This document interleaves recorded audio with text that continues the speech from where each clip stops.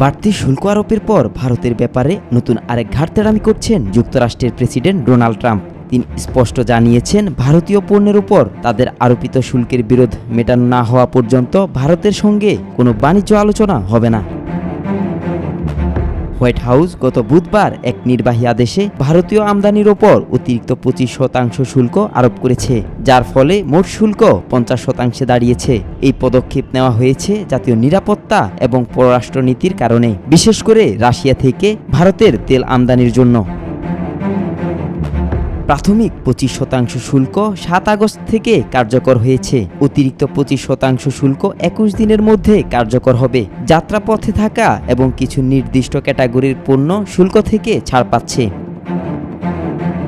Trump স্পষ্ট জানিয়েছেন, শুল্ক সংক্রান্ত বিরোধ মেটানো না হলে ভারতীয় পণ্যের বিষয়ে কোনো বাণিজ্য আলোচনা হবে না। ভারতের প্রধানমন্ত্রী নরেন্দ্র মোদী বলেছেন, অর্থনৈতিক চাপ সত্ত্বেও ভারত কৃষক, জেলে ও দুগ্ধ শিল্পের স্বার্থ রক্ষা করবে এবং এজন্য প্রয়োজন হলে বড় মূল্য দিতে প্রস্তুত।